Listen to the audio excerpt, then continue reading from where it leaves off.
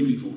La démonstration d'abord que le Shakespeare officiel ne disposait pas des moyens d'écrire une pareille œuvre, ce point me semble, à la suite de Diana Price, médiologiquement démontrable.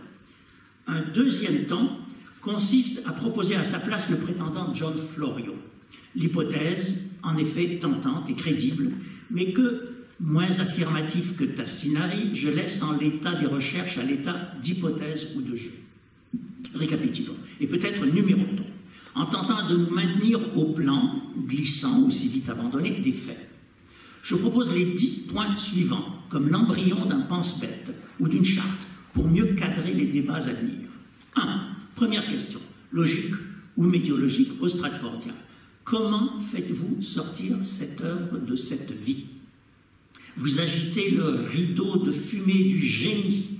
La création, pour vous, semble aller de soi. Je soutiens qu'elle est conditionnée, mais cette condition médiologique est évidemment et toujours négative. Nous ne disons pas que les moyens de production A entraînent nécessairement l'œuvre B, mais que si A, l'Italie, une large bibliothèque, les langues étrangères, l'écriture sainte, Montaigne, n'est pas donnée, vous pouvez dire adieu à B. 2.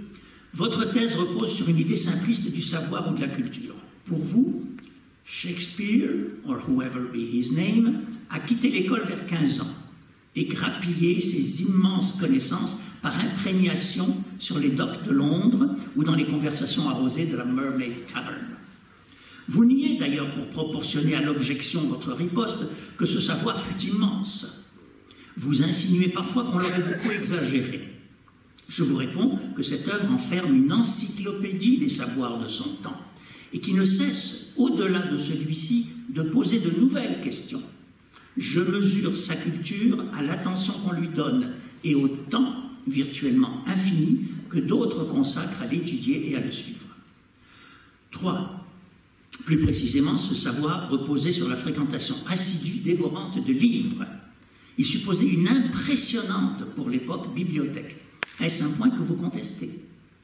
Et si vous l'accordez, comment expliquez-vous que votre champion n'ait eu aucun livre à léguer dans son pitoyable testament? Que faites-vous? Qu'avez-vous à dire de la bibliothèque de Shakespeare? Il se trouve que Florio en possédait une, passionnément acquise et consultée, de 400 ou 500 ouvrages en 5 ou 6 langues, où figurent tous les pilotis des œuvres de Shakespeare. Ce dernier ne pouvait être qu'un lettré, un héros de la graphosphère, comme il le professe orgueilleusement dans ses sonnets. Mes vers écrits, mieux que des monuments de marbre, éterniseront ta beauté, etc. Formidablement oral dans son théâtre, il n'en écrit pas moins rigoureusement cette parole, il la code profondément, les sous-textes vertigineux de Hamlet en donnent une idée, très au-delà de ce qu'en pourra saisir le parterre d'un soir. Du même coup, ce désintéressement de lettré, celui qui écrit pour la postérité, me semble peu compatible avec l'affairiste à court terme de Stratford. L'auteur de telle pièce n'était pas un amuseur, ni un simple entrepreneur de spectacle. Et j'imagine mal le même homme, stockant du grain pour le revendre plus cher en période de famine, se remettre entre 2 brouettes à écrire Antoine et Cléopâtre. 4. Si le relevé des livres de la bibliothèque de Florio est crucial, son catalogue devrait vous intéresser. Tassinari en donne, d'après A New World of Words, la liste classée par rubrique. N'a-t-elle rien à vous apprendre? Vous répondez que William aurait emprunté des livres à son ami Florio, comme il lui aurait emprunté Montaigne. Ce trait est nouveau. Notre barde avait donc pour ami influent ce Florio dont personne parmi les Stratfordiens patentés ne parlait jusqu'à ce matin. Il est évident que Greenblatt, dans sa romanesque biographie Will le Magnifique, n'en faisait aucun cas, avant de rétropédaler en publiant 10 ans après une étude sur les relations de Shakespeare avec Montaigne. Donc, avec Florio, son traducteur, se repentir indique-t-il un chercheur bien sérieux. 5. Cette liste des livres recouvre la question de l'italianité de Shakespeare et de ses immenses emprunts à la Renaissance italienne, en termes de sources, mais aussi de mots, d'apax, de tournures, de racines, de désinences, de proverbes, etc. Cette lexicographie comparée cœur du livre de Tassinari, s'avère décisive. On ne peut pas survoler ou traiter d'un haussement d'épaule son énumération des rencontres, des fertilisations ou des influences venues de l'Italie. 6. Les dates de publication des pièces, mal fixées mais tout de même approximativement connues, rapportées à celles des traductions en anglais des livres sources, ne sont pas moins cruciales. Dans 3 cas au moins, le texte tuteur italien n'était pas traduit au moment où Shakespeare, dont aucun biographe n'ose affirmer qu'il connaissait cette langue, les faisait jouer sur la scène. C'est le cas notamment, selon Tassinari, du Marchand de Venise, démarqué de Il Pecorone de Giovanni Fiorentino, ou de Otello, et mesure pour mesure emprunté aux nouvelles des Ecatomiti de Cinzio, demeurées dans leur langue d'origine. Cette objection était loiseuse, sans intérêt pour notre débat. 7. À la question « Pourquoi tant d'Italie et d'Italiens dans l'œuvre de Shakespeare ?» j'ajoute « Pourquoi tant de Bibles ?» Les références à l'écriture sainte sont impressionnantes, fort au-delà des fréquentations du catéchisme. Quelle était la religion de Shakespeare? Cette question a fait couler beaucoup d'encre. L'hypothèse Florio, né d'un père d'origine juive, prédicateur enflammé sous le froc du franciscain, puis sous l'habit calviniste, ajoute un élément de réponse. Et l'on trouvera de précieuses remarques sur la culture juive de Shakespeare, au-delà du Marchand de Venise, dans les travaux de Marc Goldschmidt. Quand on sait que ce père doublait à Solio sa fonction de pasteur par celle de notaire, on comprend mieux le goût souvent noté de Shakespeare pour les textes de loi religieuse, civile. Ou sa prédilection pour les tournures formulaires, quantité de titres ou de citations venus de ce théâtre sont passés en proverbes. Or, Michelangelo Florio, puis John Florio collectionnait ceci. Et la recherche de formules bien frappées obsédait le prédicateur autant que son fils professeur de langue. 8. Mais rubrique par rubrique, ce sont tous les chapitres de Tassinari et de Diana Price qu'il faudrait ici passer en revue. D'où vient la connaissance de la musique et ces chansons qui parsèment l'œuvre, alors qu'on chercherait vainement dans le testament du William officiel les moindres instruments ou partitions de musique, ni dans sa vie aucune interférence avec des musiciens. Ce n'était pas le cas de Florio, chargé auprès de Jacques Ier des divertissements musicaux. 9. La fréquentation de la cour ne vient pas à cette œuvre du dehors, mais suppose ici encore une familiarité étroite, intrinsèque. On ne sache pas que l'homme de Stratford ait beaucoup fréquenté ces milieux. Giovanni Florio, d'abord secrétaire à l'ambassade de France, puis secrétaire particulier de la reine Anne, femme de Jacques, tout en prodiguant sa vie durant des cours d'italien à la noblesse, eut une connaissance de première main de leurs intrigues, de leur culture aussi. Les jeux royaux, les divertissements et les arts n'ont pas de secret pour lui. Niez-vous l'importance de ces références dans l'œuvre? Et sinon, comment les portez-vous au crédit du bonhomme officiel? 10. Pourquoi, demandent avec insistance les Stratfordiens, votre Florio n'a-t-il nulle part fait connaître ou revendiquer la paternité de cette œuvre? La question se retourne comme une manche, car votre champion non plus.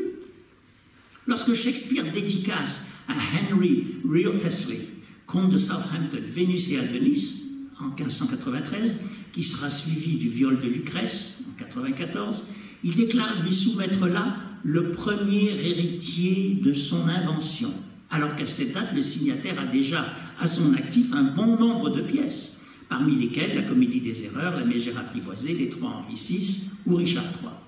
Comment comprendre que cet auteur, Florio ou tout autre d'ailleurs, n'ait pas daigné s'identifier au dramaturge William Shakespeare et qu'il ne s'avance en première personne sous ce nom et cette orthographe qu'à l'occasion de ces deux poèmes, abandonnant l'édition de son théâtre, œuvre autrement considérable au hasard de This Our Papers See, où pullulaient pirates et profiteurs.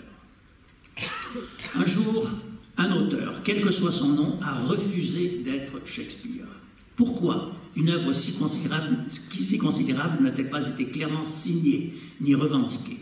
Florio exerçait de hautes fonctions auprès de la noblesse puis de la cour, et sa qualité d'immigré de fraîche date lui imposait la plus grande prudence. D'une façon générale, nous savons par Yates que la vie de Florio, le résolu, fut autrement riche de péripéties et dangereusement exposée que celle du rustre de Stratford. Il faut s'arrêter à 10 quand il serait facile de continuer. Ces remarques ne constituent pas des preuves, seulement des fingerprints, un faisceau d'indices convergents. Si aucun n'emporte la conviction, leur accumulation pourtant donne à réfléchir. Je n'ai moi-même au début abordé le livre de Tassinaric avec réticence. Son cheminement m'a convaincu et le dédain où le tenait la critique officielle m'a entraîné à écrire mon propre livre pour soutenir le sien. Ajoutons que les dates qui encadrent la vie autrement ample de Floriot, 1553 à 1625, semblent plus favorables à la création d'une pareille œuvre et à la confection du folio de 1623. Il semble hasardeux, dans le cadre de la biographie officielle, de prêter Richard III, vers 1592, à un jeune homme de 28 ans. Floriot en avait alors 39.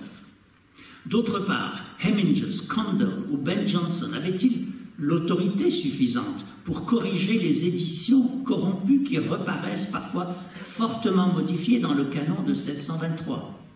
N'est-il pas satisfaisant de penser que Floriot lui-même mit la dernière main à la publication princeps de son théâtre avant de mourir 2 ans plus tard de la peste?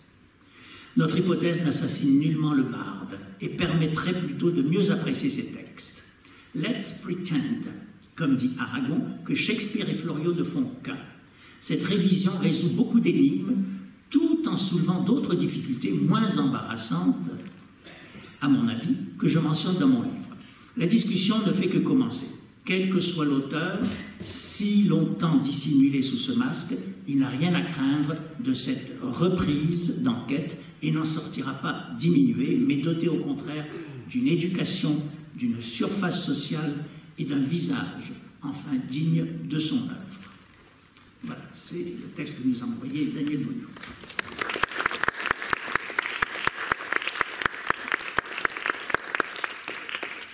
Merci. Alors je lui ferai part de vos applaudissements.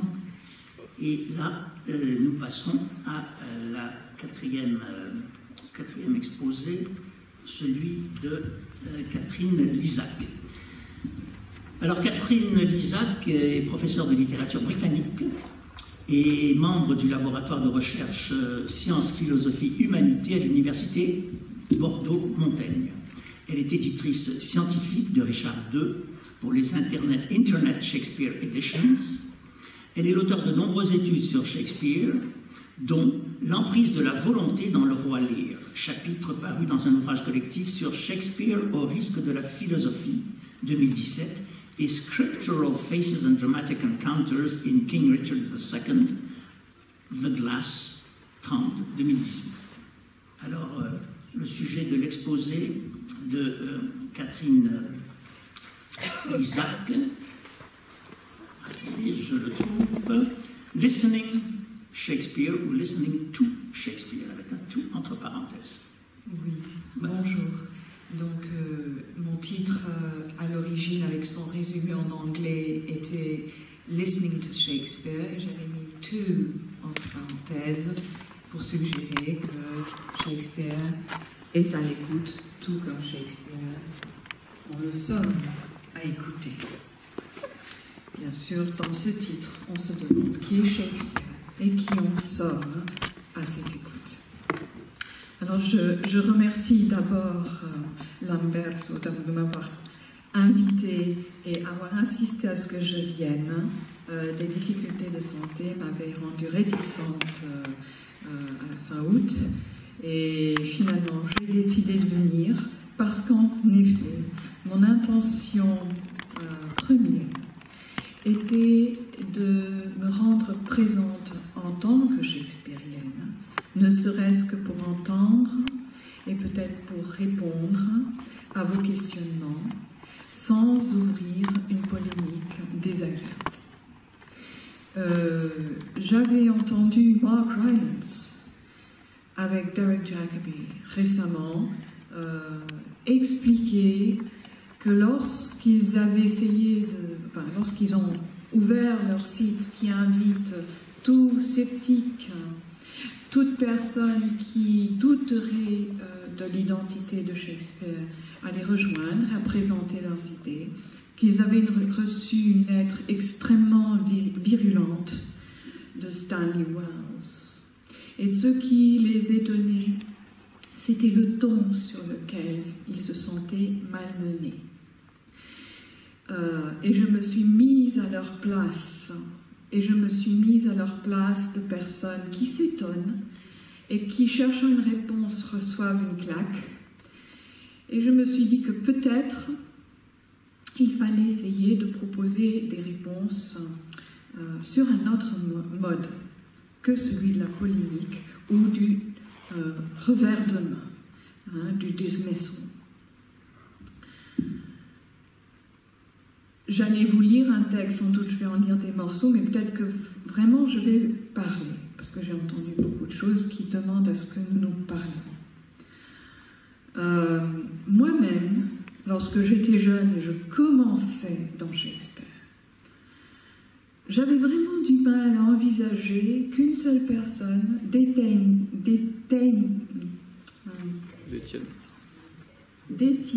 merci, tout ce savoir à lui seul, comme une encyclopédie ambulante. Je m'imaginais ainsi, en disant quand même. Et quand je rencontrais des questionnements comme les miens, je voyais ma curiosité éveillée. Elle était éveillée, je l'avoue, de la même manière que je vais avoir une curiosité éveillée lorsqu'on m'annonce qui était Jacques Léventreur. Ou alors, quand une nouvelle théorie va paraître en me disant « Did Shakespeare really die ?» Et ça répond à quelque chose de profond en moi. Parce que j'aurais profondément aimé qu'il ne meure pas, Elvis. Et j'aurais profondément aimé qu'on sache enfin qui était cette horreur qui avait circulé dans les rues de Londres il y a un peu plus d'un siècle. Et j'aurais beaucoup aimé qu'on m'explique comment un seul homme pouvait détenir tout ce savoir. Donc, c'était pour moi des questionnements qui me touchaient aux tripes, qui m'intriguaient, et j'avais le sentiment que soit il y avait de l'espoir, soit il fallait se résigner à ne pas savoir. Cela fait 40 ans que je pratique Shakespeare et que je le pratique au quotidien comme on pratique, ce n'est même pas comme l'on pratique sa prière, puisque je me lève, j'ai Shakespeare sur mes genoux et je travaille. Et quand j'écoute ce que l'on me dit ou quand je lis, ça me fait rebondir sur autre chose et j'ouvre mon ouvrage et je regarde en m'interrogeant. Et surtout pas en voulant rejeter ce que j'entends, mais en me réinterrogeant. Cela est déjà une première réponse peut-être à un point qui vient d'être fait, que je pense qu'il n'y a pas plus sérieux que le chercheur qui est prêt à faire rebrousse-chemin et à se réinterroger et à réviser et à revoir les choses. Je pense que cela est essentiel dans notre métier. Mais si j'ouvre mon ouvrage de Shakespeare, l'Infolio, ici, je vais aussi ouvrir d'autres ouvrages. Et ce n'est que tardivement, par exemple, que je suis rentrée dans l'écriture de Oxford. Et plus tardivement encore, de Bacon, parce qu'en effet, je travaille actuellement sur l'épistémologie du XVIe siècle, avec Tycho Brahe et des Anglais comme Thomas Dix et leur traduction de Copernicus. J'aurais des questions sur pourquoi Thomas Dix parle du Soleil comme d'une planète, lui aussi, dans un texte de 1576, dans sa préface à sa traduction du premier livre.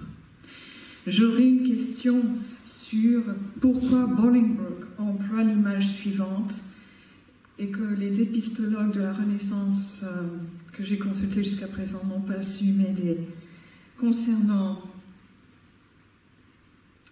And mark my greeting well, dit Bolingbroke à Marbury maintenant qu'il va accuser de trahison. For what I speak, my body shall make good upon this earth. Donc il se positionne upon this earth. O my divine soul, answereth in heaven, thou art a traitor and a miscreant, too good to be so and too bad to live, since the more fair and crystal is the sky, the uglier seem the clouds that in it fly. Et donc, peut-être au moment de la conversation, ce qui va m'intéresser, c'est la vision qu'il propose, la construction qu'il propose de l'univers, ici, où on m'a parlé d'un panachage, mais vous saurez peut-être mieux répondre à cette question. Tout cela pour dire que j'ai des vers qui m'interpellent et pour lesquels je n'ai pas de solution encore. Pas parce que je pense qu'il a une érudition que je n'ai pas, mais il appartient à une culture et à un monde que je ne saisis pas. Et pour y avoir accès, j'ai moi-même besoin d'une érudition assez importante pour commencer à entrer dans cette brèche qui m'ouvrirait une porte dans un monde qui n'est plus le mien. Je pense que cela peut aussi expliquer ce que vous disiez pour les acteurs anglais, ou même les éditeurs anglais, face au texte shakespearien. Je sais combien d'éditeurs dits orthodoxes shakespeariens peinent à vouloir expliquer certaines terminologies par le biais du vocabulaire francisant ou italienisant. Pourtant, j'enseigne à mes étudiants toujours qu'ils ont plus accès au texte que l'anglais d'aujourd'hui parce qu'ils ont accès à ce vocabulaire si latin. En même temps, Shakespeare leur rend service, comme vous le disiez, il fait du métatexte, c'est-à-dire qu'il commente, que ce soit un terme ou une idée ou une phrase, pour aider, nudge, nudge, hint, hint, éclairer la personne qui n'a pas saisi du premier coup ce qu'il disait et il renforce le propos. Mais après tout, c'est ce que faisait la langue anglaise qui est du vernaculaire de l'époque. Elle va proposer beaucoup d'expressions binômes où le premier terme est un terme latin, savant, et le second est un terme anglo-saxon. C'est ainsi qu'écrivent notamment les scientifiques de la Renaissance de l'époque, mais pas seulement. Et c'est ainsi qu'écrivent toutes les personnes qui cherchent à publier en anglais des pensées qui jusqu'alors ne circulaient que dans des langues dites nobles, en tout cas des langues qui n'étaient pas du vernaculaire. Donc le latin et avant cela le grec. Donc il y a une technique qui est devenue monnaie courante. Ce qui m'indique que Shakespeare est autant un héritier de la langue Tudor que de la langue élisabéthaine. Il est l'héritier d'une langue qui se façonne et d'un esprit en anglais qui se construit. Et pas simplement quelqu'un qui parle d'autres langues. Et cette langue n'est pas une langue nationaliste encore. C'est une langue polyphone, c'est une langue plurielle. C'est une langue dont la prononciation n'est pas celle de Laurence Olivier. Laurence Olivier ne serait pas compris on stage de l'époque de Shakespeare, je pense, comme nous le comprenons aujourd'hui. Homme, home. Well, si vous allez dans the East End, you're going to talk of your home. Et le ha aspiré a disparu. It's my home. Right? De même qu'on va rajouter des airs là où il faudrait qu'il y ait une liaison avec le S. I saw it. Et en fait, la prononciation shakespearienne est si yokel. Et la construction syntaxique est si yokel par moment que nous entendons là un homme qui aurait pu tout à fait sortir des bas-fonds d'une campagne. Et je vais essayer de le démontrer par un vers qu'il a adoré réemployer. Lorsque le docteur Faust de Christopher Marlowe invoque pour la deuxième fois la belle Hélène de Troie, ce n'est plus sous le regard et l'incitation des érudits qui ont dit au docteur « Montrez-nous cette Hélène ». Ça ne s'est pas produit. Let us see that peerless dame of Greece, whom all the world admires for majesty. Mais c'est à l'écart de ces érudits, et en implorant Méphistophélès, the devil, evil, to glut the longing of my heart's desire. Ce qu'il en ressort, lorsqu'elle apparaît seule sur scène à ses yeux, sont parmi les vers les plus lyriques de la langue anglaise. Et ces vers ne sont pas shakespeariens. Was this the face that launched 1,000 ships? Vous me parliez du parfait iambic pentameter. Quoi de plus pur? Was this the face that launched 1,000 ships and burnt the topless towers of Valium? Ces vers ne manquent pas de résonner dans Shakespeare, qui à plusieurs reprises dans sa carrière aura tenté de s'approprier ces vers et à plusieurs reprises de rejouer leur mélodie, leur rythme et leur lyrisme poétique. C'est peut-être dans Troilus and Cressida que nous trouvons cet effort aboutir à un calque presque parfait, bien que la syntaxe soit plus sinueuse et moins facile à entendre. She's a pearl whose price hath launched above 1,000 ships. Ça ne marche pas tout à fait aussi bien. L'image est retenue, le lexique est là, mais la musique, non. Dans son Richard II, composé bien plus tôt, Shakespeare s'y prend à 3 reprises. À chaque reprise du refrain « Was this the phrase ?», nous aboutissons ensuite sur une syntaxe moins fluide, une répétition d'une voix qui se construit tout en se décomposant, et où le lyrisme, dans ce cas précis, souffre dans l'articulation, dans l'exercice de l'expérimentation, dans la déclinaison.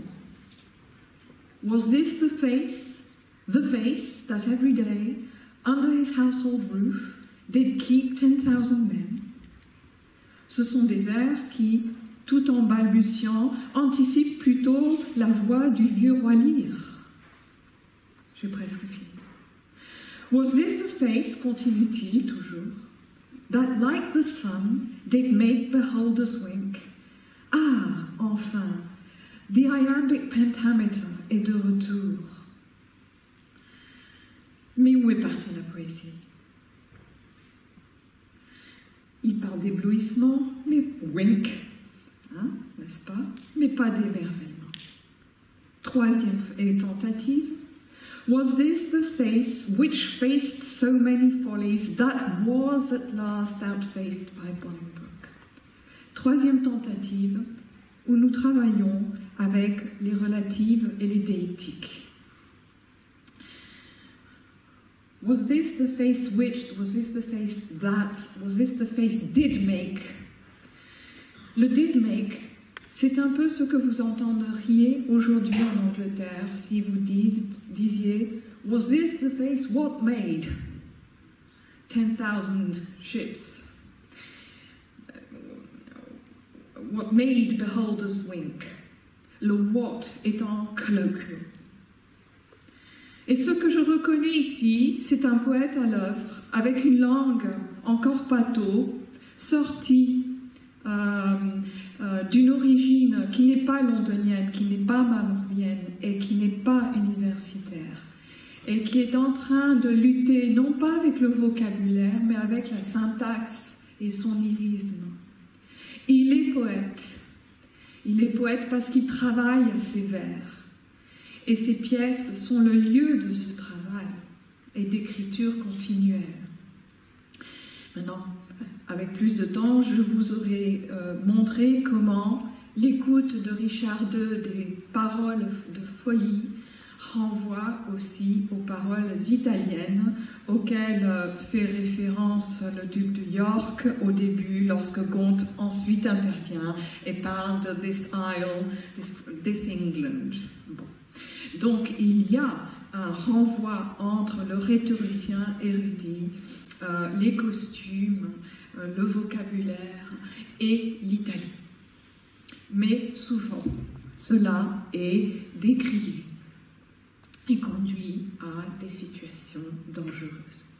Alors, je continuerai dans la conversation, mais tout cela pour dire que je pense que nous pouvons trouver dans le texte, si nous sommes à l'écoute, et nous, ce n'est pas uniquement le chercheur, mais c'est le poète et c'est l'acteur. Mark Rylance et Jared Jacobi peuvent, s'ils écoutent comme ils le font, mais encore plus, sans se préoccuper de l'érudition du texte, écouter les vers avec la chronologie de la composition et entendre une évolution sonore qui indique une voix qui est en train de se construire encore et de moduler les choses et peut-être de produire ce fameux génie dont nous parlons qui, je pense, se présente à la fin de la carrière autrement, de manière plus éblouissante que par exemple dans les pièces d'Henri VI où nous sommes dans un monde encore très féodal et Tudor. Merci beaucoup. Merci. Alors, je passe tout de suite à Lamberto Tassinari, donc à qui je vais accorder aussi 15 minutes pour qu'on ait le temps de discuter. Moi, je peux lui passer mon micro.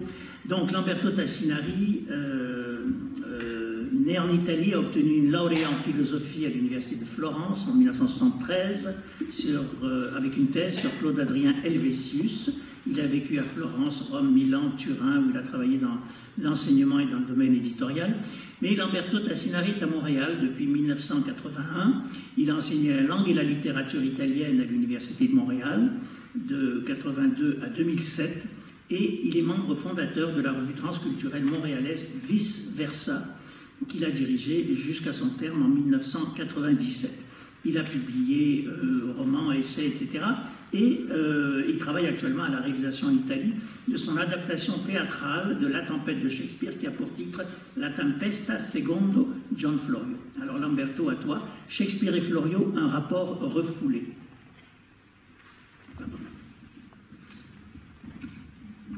Je vais parler plutôt que lire, mais comme l'intervention de Catherine Lizac m'a touché particulièrement. Alors je rappelle des choses très simples, comme par exemple la fréquentation avec Marlowe de Florio à l'ambassade française, dans un rôle ambigu probablement de double agent, d'agent double ou de formateur, faisant un peu l'espion contre le fondateur du Secret Service et de Cecil qui avait placé John Florio, en tout cas le secrétaire d'État d'Elisabeth qui avait placé John Florio à l'ambassade française, dans laquelle Giordano Bruno sera hôte pour 2 ans et demi. Donc, mais si on... Je ne connais pas toute l'histoire, mais finalement... Mais Marlowe avait aussi un rôle semblable, et je crois que Florio, qui était un caméléon, une espèce de Pessoa du XVIe et XVIIe siècle, une éponge, donc un lecteur évidemment fabuleux. Il a suivi les poètes et les écrivains de l'Angleterre, de cette terre promise dans laquelle il a décidé de vivre. Il n'a pas décidé parce qu'il est né là, son père est arrivé réfugié politique, religieux. En effet, le père de Florio avait été 2 ans dans les prisons de l'Inquisition. Donc l'Angleterre, c'était une terre promise, comme tout immigrant, tout réfugié. Ils vont faire de tout pour plaire, pour se faire accepter et améliorer d'ailleurs la culture du pays hôte. C'est ce qui... Il y a une mission chez Shakespeare. Et moi, je ne suis pas un spécialiste shakespearien. Je me suis retrouvé tout au hasard dans ce territoire. Donc, je ne pourrais pas soutenir de questions très approfondies de la part du public sur l'œuvre shakespearienne, parce que je la connais comme un investigateur, mais pas comme un scholar. Alors pourquoi, disons, la chose m'avait intrigué de l'histoire de la connaissance de la langue de la part de Florio, de cette langue qui devient, comme sa langue, cette autre langue maternelle, anglais-italien, on ne sait pas quel est l'origine.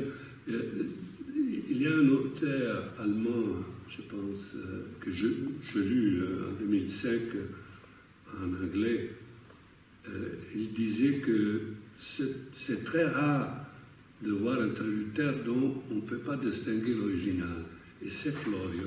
Florio, je ne sais pas si vous lisez même la traduction de Montaigne, mais aussi, une chose qui est plus intéressante, c'est le First Fruits, le Second Fruits, le deux manuels de l'apprentissage, pour l'apprentissage de l'italien de la part des Anglais, et de l'anglais de la part des commerçants et des banquiers, etc., italiens qui vivaient à Londres. Et là, vous voyez les deux textes, l'un à côté de l'autre, on ne sait pas lequel est l'original. C'est ça qui est magique, justement, dans cet homme que je prétends soit Shakespeare. Mais c'est vrai que l'œuvre est immense, est tellement parlante, difficile de se transformer en détective et puis trancher et dire. Mais c'est ce que je crois comprendre de Florio, et aussi l'intimité. Donc, si vous voulez, le génie, la personnalité de Florio. Je me suis prétendu même être un peu Florio. Une miniature de Florio, en vivant à Montréal, cité multilingue, où on passe du français à l'anglais au moins, puis l'italien ou l'espagnol ou le grec, etc. Et donc, l'approche farouche d'imitation de la part de Florio. Florio, il essaie de tout savoir. Il arrive en Angleterre et il a lu tout ce qu'il pouvait lire en anglais. Ben, ça, c'est évident, parce qu'il a fait un dictionnaire où il y a à peu près 200 000 mots anglais, donc il faut les trouver quelque part. Et donc, lui, il a lu tout ce qu'il pouvait lire en anglais. Et les poètes, et les comédiens qui vont être ses collègues, quand il se mettra à écrire en cachette les œuvres de Shakespeare, il essaya de... Je vais lire ce passage-là, dans l'épître dédicatoire de Word of Words. Excusez mon accent, je n'ai pas un accent anglais comme les autres, parce que... mais souvenez-vous que probablement Shakespeare avait un accent semblable. If I, who many years have made profession of this tongue, and in search and quest of inquiry have spent most of my studies, yet many times in many words have been so stalled and stable, and such speaking made me blushingly confess my ignorance, and such confession indeed made me studiously seek help, but such help was not readily to be at end. This is Florio speaking about English language, and it's very touching. I mean, it's really it gives you an idea of a man that was really trying to be something else. I mean, being English, like the English, and his accomplishment translating Montaigne. I'm not good in judging that, but many other people, like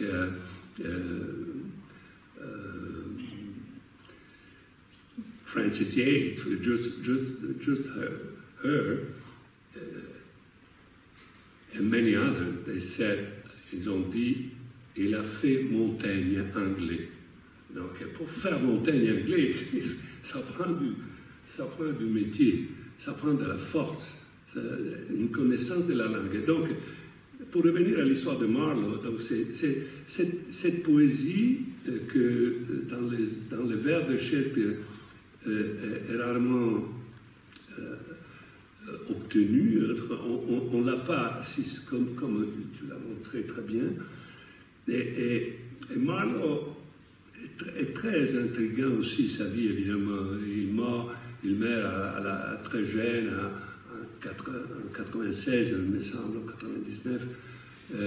Et puis, les gens, c'est le plus crédible avant Florio, après Florio, c'est le plus crédible des possibles Shakespeare. Parmi tous les hérétiques qui ne sont pas convaincus par l'homme de Stratford, donc, comme vous savez, il y a Bacon, il y a Marlowe, il y a Oxford. Et Marlowe, c'est le seul véritable poète. Et lui aussi, il a publié des choses anonymes, mais il a vécu, il a existé, évidemment. Et Florio l'a rencontré. Et ils se sont certainement rencontrés. Il était dans les mêmes services secrets. Et Florio, c'est évident à travers sa biographie et sa parole que Florio s'est jeté à corps perdu dans les œuvres de ses contemporains, comme il s'est jeté à corps perdu dans les œuvres de Giordano Bruno, comme il s'est jeté à corps perdu dans les œuvres de Pierre Aretino, comme il s'est jeté à corps perdu dans les œuvres de Ariosto. Donc il a collaboré avec l'Antiquité et avec ses contemporains. Et donc ça nous étonne parce que les choses qui nous étonnent davantage dans cette civilisation actuelle de Facebook, etc., est que quelqu'un comme Shakespeare n'ait pu révéler son identité. Que pour moi, Florio, comme il l'a dit, c'est vrai. Il n'y a pas de déclaration d'identité ni d'un côté ni de l'autre, ni de la part de Florio, ni de la part de Shakespeare. Shakespeare, en effet, c'est lui l'acteur de Stratford. Il était de quelque façon lié à John Florio. C'est difficile d'imaginer la façon réelle de ce rapport. C'est un rapport d'utilité. Lui a servi de front, mais il faut dire que les œuvres de Shakespeare jusqu'à 1598 étaient anonymes. Hein? Donc c'est ça, il faut pas oublier ça. Alors en 98, il y avait déjà 14 ou 15 pièces sur le marché du théâtre, et il n'y avait pas de nom.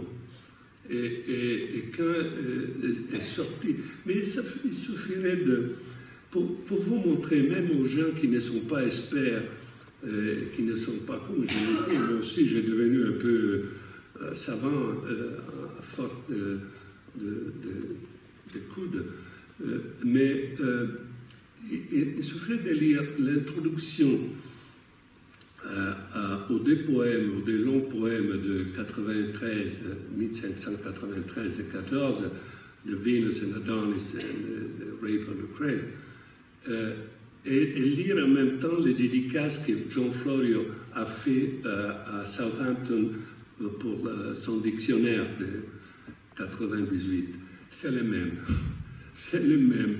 Je veux dire, c'est le même style. On n'a pas besoin de philologie. Moi, je n'ai pas étudié philologie, mais ce n'est pas nécessaire d'avoir étudié philologie. Je ne suis pas un philologue de nature. Mais c'est la même langue. C'est la même langue. Ils écrivent de la même façon, ils créent des mots. Savez-vous, John Florio a créé 1000, on lui a accordé ça, John Wilinski, un Américain polonais, j'imagine, qui enseigne dans l'université de New York, en 1995, a fait une étude dans laquelle il a conclu que John Florio a forgé 1019 mots dans la langue de Shakespeare. Et Shakespeare en a créé 3000, je ne sais pas, quelque chose comme ça. Donc ensemble, si John Florio et Shakespeare sont la même personne, c'est énorme. Mais il est créé de la même façon. Ils ont la même linguistique.